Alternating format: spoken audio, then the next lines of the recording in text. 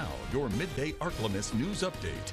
And good Tuesday afternoon. Thanks for tuning in to NBC News Daily. I'm Randy Stone with your Midday Ark-La-Miss update.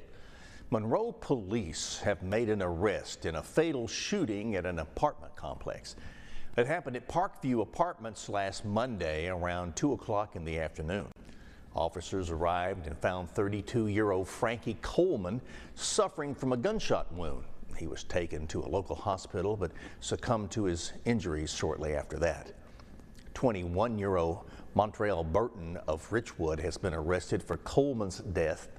Investigators used surveillance footage of the area to identify him as the shooter. Officers say the video shows Burton shooting Coleman and then fleeing the scene.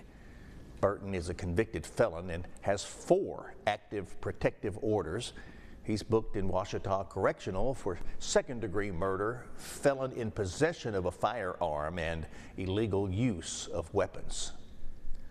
Well, emotions ran high at a town hall-style meeting yesterday in Rayville to discuss the impact of nearby Meta project. NBC 10's Joel Massey was there in the room full of citizens concerned that problems with data centers around the country would also happen in our small community. Angel Bradford Rosenberg, with the Louisiana Delta chapter of the Sierra Club, has a passion for the environment. She's proud of the part she's played in organizing the grassroots effort to bring awareness to the potential problems of Meta's massive AI processing center underway in Richland Parish. I'm super acceptable of Meta as well as Entergy, just because what we've seen in other states is that ratepayers get the worst end of the deal. And I've also, compared to other states, have heard from other communities that Louisiana actually got a really bad deal when it came to the Entergy decision in the summer. Several attendees spoke out about their concerns, and local resident Jerry Riles said he doesn't want to see the same problems other areas in the country have faced when data centers moved in. Our grid, I don't believe, can sustain something like that. In the end, we're going to end up paying for all this. Several media outlets, including National Public Radio and the political magazine Mother Jones, were in attendance as well. Democrat farmer Conrad Cable, who's running for Mike Johnson's U.S. House seat, spoke out against the project. His campaign assistant, Gabriel Farrell, CPUs are like the brain of the computer.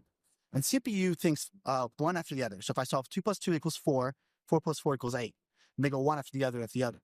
GPUs do a bunch of decisions at the same time.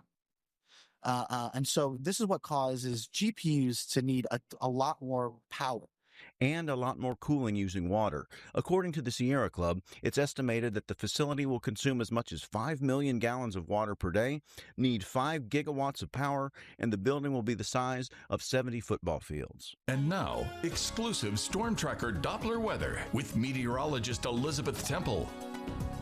Expecting another similar afternoon to what we saw yesterday, with those high temperatures well above average again in the low to mid 80s, a mix of sun and clouds, maybe an isolated shower chance, but most of us are going to stay dry. We'll start the night on a mostly clear side of things, overnight lows only dropping into the low to mid 60s, another warm and mild evening, and then maybe some fog early tomorrow morning, and then we'll see a mix of sun and clouds again for your Wednesday afternoon. Those high temperatures well above average, once again in the low to mid 80s for most spots. And then as we head into the rest of the afternoon hours, expecting the cloud cover to continue to increase heading into the overnight on Wednesday and to start Thursday before we see the rainfall potentially make its way back into the region associated with the cold front.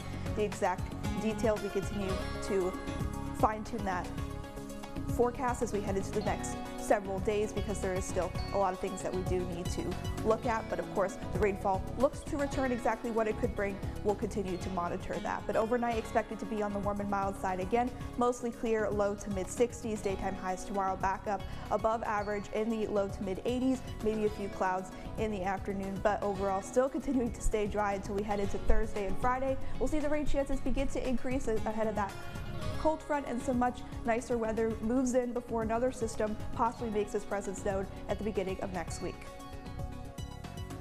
Well, that's it for our Tuesday midday update. NBC News Daily continues now. Let's check on our neighbors and check on our pets. When you see news happen